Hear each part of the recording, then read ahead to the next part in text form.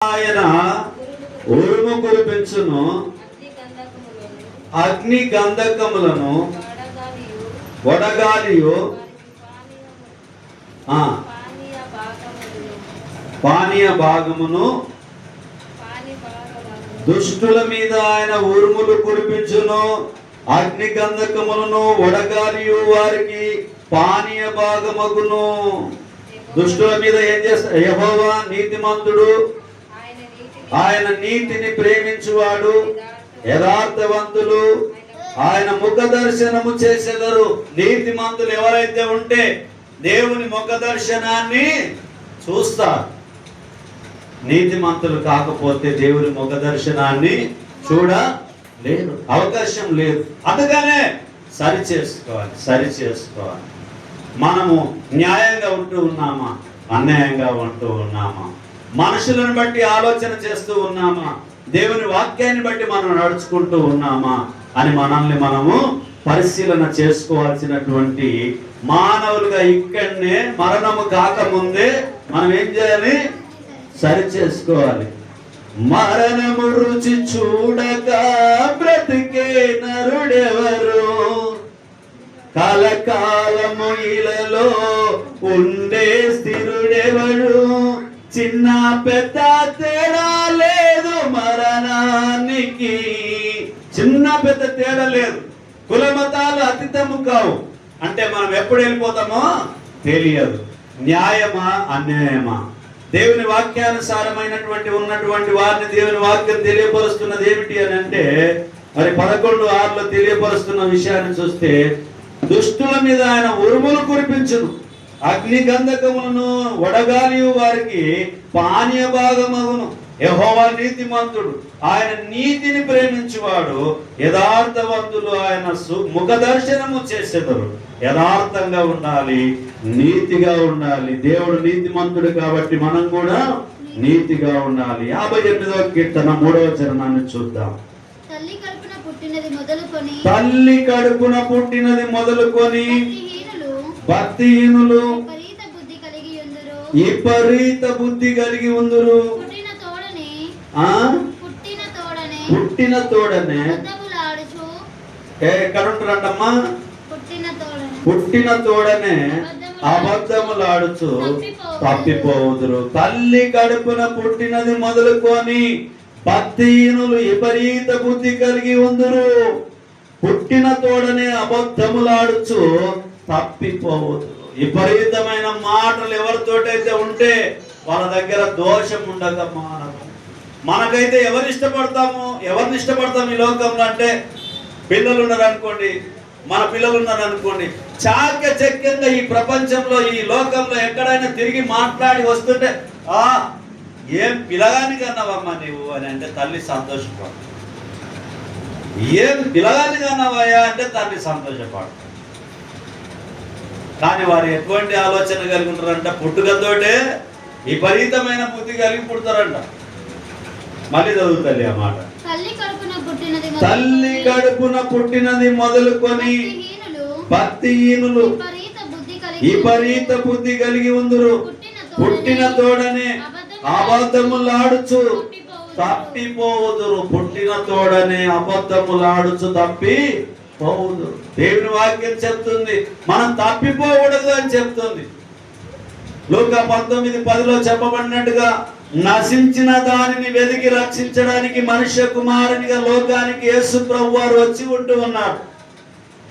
ఆనాటి నుంచి మనం తప్పిపోయినటువంటి విషయాల కొరకే తండ్రి అయిన దేవుడు కుమారుని లోకానికి మనం నశించిపోకూడదని చెప్పి పంపించాడు. ఆయన వచ్చాడు, తన కార్యాన్ని నెరవేర్చాడు, తన ప్రాణాన్ని అర్పించాడు, తన రక్తాన్ని చిందించాడు, మన పాపాన్ని క్షమించాడు. అయినప్పటికీ ఇప్పటికి మనం ఏం చేస్తాము? ఇంకా పాపం అంటేనే ఇష్టం. మనకు ఇనుముకు అయస్కాంతంకున్న బంధంలాగా మనది. పాపంతో ఎక్కువ బతకాలని ఆశపడుతూ ఉంటాం. ఏమైనా కానీ పాపం అంటే చాలా మనకు ఇష్టంగా ఉంటుంది. ఎందుకంటే పాపం చాలా తీయగా ఉంటుంది. పాపం ఎట్లుంటది? తీయగా ఉంటుంది. తీపి ఎవరైనా వద్దనుకుంటామా? అందరం కావాలనుకుంటాం. ఆస్తి ఎవరైనా వద్దనుకుంటామా?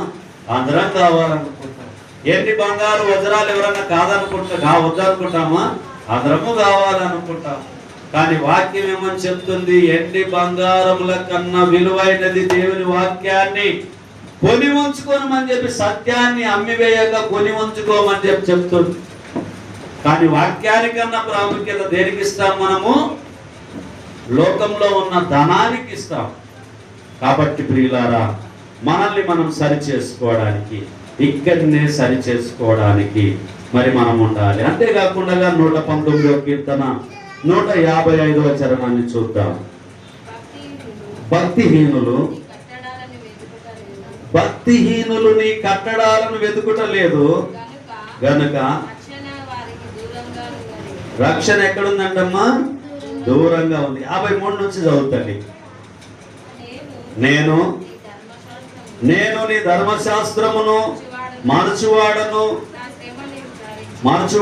కాను. నా శ్రమను విచారించి నన్ను విడిపింపుము. నా పక్షమున వ్యాజ్యమాడి నన్ను విమోచింపుము. నీవిచ్చిన మాట చొప్పున నన్ను బ్రతికింపుము. భక్తిహీనులు నీ కట్టడాలను వెతుకుటలేదు గనుక రక్షణ వారికి దూరంగా ఉన్నది. ఎదుగుతే రక్షణ దగ్గర ఉంది, వెతకకపోతే రక్షణ దూరంగా ఉంది. ఎట్లుంటదంటే ఆ రక్షణ దూరంగా ఎట్లుంటదంటే ఎండమావు లాగుంటది కదా. ఎండమావు చూసిండ్రా మీరు? ప్రయాణం అయిపోతూ ఉంటే ఆడ నీడ ఉన్నట్లే ఉంటుంది రోడ్డు మీద.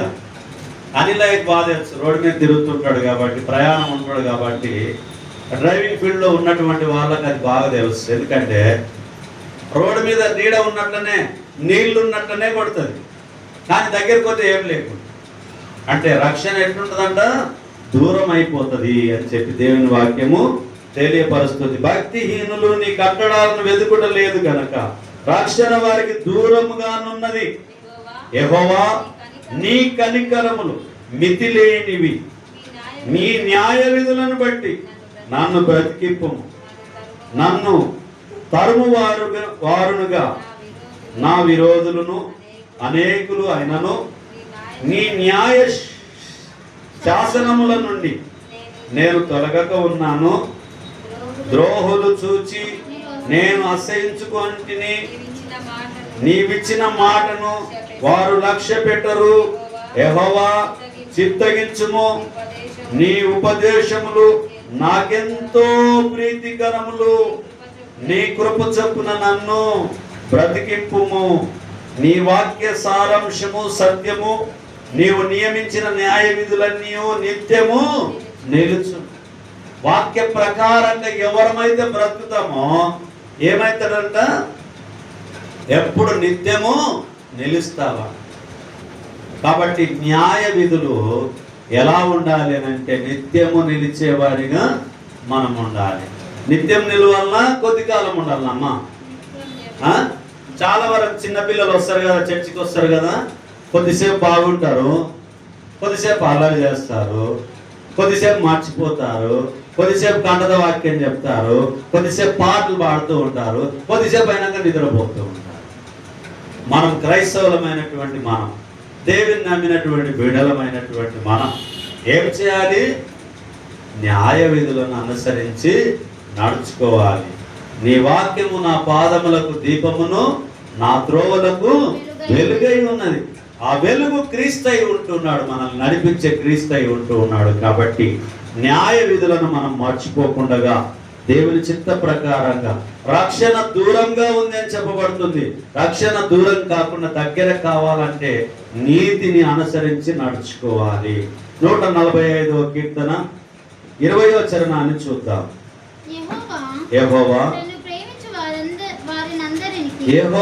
తన్ను ప్రేమించు వారినందరినీ కాపాడును. యెహోవా తన్ను ప్రేమించు వారినందరినీ కాపాడును. అయితే భక్తిహీనులందరినీ ఆయన నాశనము చేయగలడు. భక్తిహీనులను ఏం చేస్తాడంటమ్మా? నాశనము చేస్తాడంట. తన యందు భయభక్తులు గల వారి కోరిక ఆయన నెరవేర్చును. 19వ వచనంలో తన యందు భయభక్తులు గల వారి కోరిక ఆయన నెరవేర్చును. వారి మొర ఆలకించి వారిని రక్షించును. యెహోవా తనను ప్రేమించు వారిని అందరినీ కాపాడును. అయితే భక్తిహీనులందరినీ ఆయన నాశనము చేయును. నా నోరు యెహోవాను స్తోత్రము చేయును. శరీరాలందరూ ఆయన పరిశుద్ధ నామమును నిత్యము సన్నతించుదురుగాక. నిత్యము సన్నతించుదురుగాక. నిత్యము మనం ఏం చేయాలి? దేవుణ్ణి స్తుతించాలి, దేవుణ్ణి మహిమపరచాలి, దేవుణ్ణి ఘనపరచాలి, దేవుని వాక్యాన్ని ధ్యానించాలి, దేవుని వాక్యాన్ని చదవాలి, గ్రహించాలి, ఏపడించాలి. నీతి న్యాయం. అయ్యో ఏమయ్యా సారు, నువ్వు మస్తు చెప్తావు, నువ్వు ఇవల్ల చేయాలని చెప్తావు, ఇవి చేయాలంటావు, అవి మళ్ళీ మా సంసారం ఎట్లా, మా బతుకుదేరు ఎట్లా, నాకు రెక్కాడితే కానీ డొక్కాడదు అని అంటారు. అవునా కదా? అనుకుంటామా లేదు? దావీదు గారు రాజుగా ఉన్నప్పటికీ 7 మార్లు ప్రార్థన చేశారు, 3 మార్లు ప్రార్థన చేశారు. యోసేపు గారి జీవితంలో గుంతలో పాడేసినటువంటి యోసేపును తీసి మిద్యానీలకు అమ్మివేసినప్పుడు, మిద్యానీల దగ్గర పోతీఫర్ ఇంట్లో ఆయన ఉంచినప్పుడు, మరి నమ్మకంగా ఆయన పనిచేసినప్పుడు దేవుడు అతన్ని ఆశీర్వదించాడు. అంటే ఇందులో అర్థం ఏంటి అని అంటే, మనం పొదసాన కష్టం చేసి చెమట గారిస్తే కూడా అందులో లాభం లేదు. కానీ దేవుని నామంలో ప్రార్థన చేసుకొని పని ప్రారంభించుకొని చేస్తే అది కొంచెమైనా దేవుడు దాన్ని ఏం చేస్తాడు? ఆశీర్వదిస్తాడు, ఫలింపజేస్తాడు. మనం ఏమనుకుంటాం? ఆదివారం తినము, తాగుము, సుఖించుము, ఆదివారం ఈరోజు సెలవు. 6 రోజులు దేవుడు పనిచేశాడు, సమస్తాన్ని సృష్టించాడు, విశ్రమించాడు. మరి మనం కూడా ఏం చేయాలి? సోమ, మంగళ, బుధ, బేస్త, శుక్ర, శని ఈ రోజులల్లో పని చేసుకోవాలి. ఆదివారం రోజు ఏం చేయాలి? దేవుని సన్నిధిలో గడపాలి.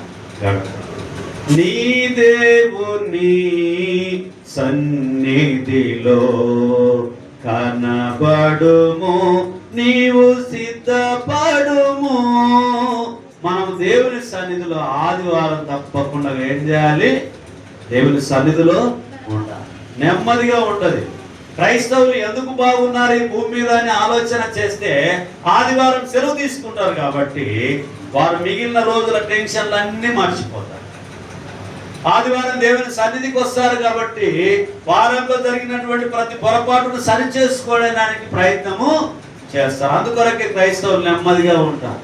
ఏమైనా భూకంపం వచ్చిందంటే కూడా ఎందుకు ఈ భూకంపం వచ్చాయని బాధపడరు. దేవుని చిత్తము ఉంటే ఉంటే, పోతే పోతే మన ధైర్యంగా క్రైస్తవులు ఉంటారు. ఆకలైంది, అన్నం కావాలని దేవుడు ఏదో విధంగా సహాయం చేస్తాడని ప్రార్థన చేస్తాం. మనం కూడా మన విశ్వాసంలో పడిపోకుండా, మన విశ్వాసాన్ని తప్పిపోకుండా, మన న్యాయాన్ని మనం తప్పిపోకుండా, నీతిని అనుసరించే దేవుని వైపు మనం చూస్తూ ముందుకు వెళ్ళాలి. సామెతలు క్షమించండి 147వ కీర్తన 6వ చరణాన్ని చూద్దాం. యెహోవా దీనులను లేవనెత్తువాడు, భక్తిహీనులను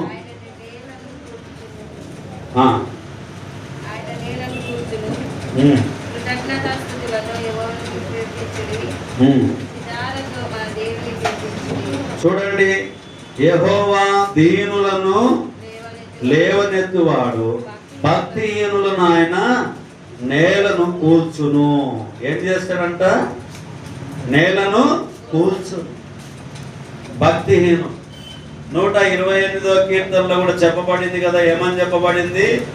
యెహోవా యందు భయభక్తులు గల వారు ఇలాగూ ఆశీర్వదింపబడతారు. నీ చేతుల కష్టార్జితము నీవు అనుభవించదవు. నీ లోగిట నీ భార్య ఫలించు ద్రాక్షవల్లిగా నుండును. నీ భోజనపు బల్ల చుట్టూ నీ పిల్లలు ఒలీవ మొక్కల వలె నుందురు. మరి మన కష్టార్జితాన్ని దేవుడు ఆశీర్వదించకపోతే తినే భాగ్యం కూడా ఉంటుందా? లేకుంటుందా? చాలా మందికి దానం ఉంది అమ్మా, తినే శక్తి లేదు. అనిలయం ఉందే తినేసి బాగా స్వీట్ తినాలనుకుంటారు, షుగర్ వచ్చింటది, అబ్బే వద్దండి షుగర్ ఉంది నాకు అంటే అది తీపి వస్తువులనే పక్కకెట్టాల్సిందే. బాగా కోపం ఉన్నటువంటి వ్యక్తి ఉన్నాడు అనుకోండి, ధనం ఉన్నటువంటి వ్యక్తి బాగా రుచికరమైనటువంటి కూరలు తినాలని అనుకుంటాడు అనుకోండి, అబ్బే నాకు బీప్ ఉందండి నేను సప్పగా తినాలి అంటే అది కూడా ఉంది డబ్బు.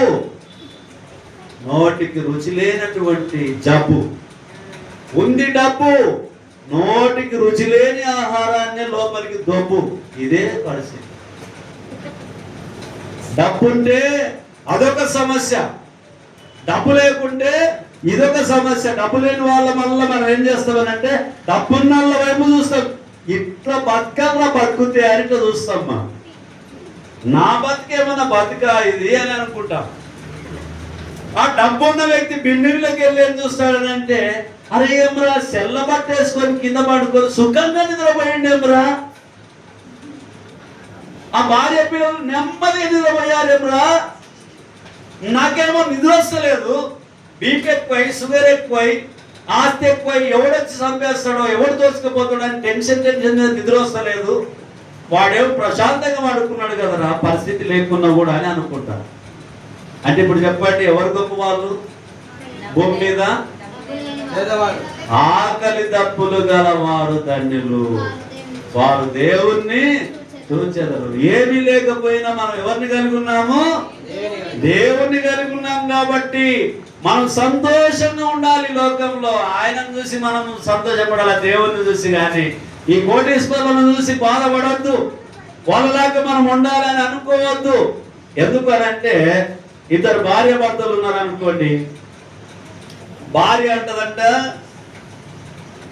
నేను గానా నీకు సంసారం చేస్తుండా, వేరెవరన్నా అయితే గానా ఎప్పుడో తోక కోసిపోతుండే నీకు అని భార్య అంటదంట. భర్త అంటాడంట నేను గాన భరిస్తున్నా నిన్ను, వేరేవాడుగానైతే నేను ఇడిచిపెట్టి వెళ్ళిపోవాల్సిందే నిన్ను అని భర్త అంటాడు. కానీ కనుక్కున్న తల్లిదండ్రులు అంటారంట, జగత్తుకు పునాది వేయబడక మునిపే నిన్ను దేవునిలో తన ప్రణాళికలో ఏర్పాటు చేసిండ్రు, నీవు మాత్రమే ఈయనతో ఏగగలుగుతావు, నీవు మాత్రమే ఈయనతో ఏగగలుగుతావు, అందుకొరకే మిమ్మల్ని పెళ్లి చేసిండు దేవుడు అని దేవుడు అనుకుంటున్నాడు. ఎవరు కూడా మనం ఏమనుకోకూడదు, భార్య భర్తలము అయ్యా నీతో నేను ఏగలేను నేను చేయలేను అని భార్య అనుకోకూడదు, భర్త కూడా నేను మాత్రమే భరిస్తున్నా అని భర్త అనుకోకూడదు. ఎందుకంటే ఆయన ప్రణాళిక లేదు, ఒక పొల్లైనను ఒక సున్నైనను తప్పిపోదు, ఆమె మాత్రమే భరిస్తుంది నీ భార్య, ఆయన మాత్రమే భరిస్తాడు మీ భర్త. మనలందరినీ భరించేటటువంటి దేవుడు మాత్రమే భరిస్తాడు, ఇంకెవరు కూడా మనల్ని భరించారు. తల్లికున్నదా తండ్రికున్నదా నీ ప్రేమ జాలి యేసయ్యా, అన్నదమ్ములకైనా కన్న బిడ్డలకైనా నీ ప్రేమ లేదు యేసయ్యా. యేసయ్యా యేసయ్యా మంచి యేసయ్యా, యేసయ్యా యేసయ్యా నా మంచి యేసయ్యా.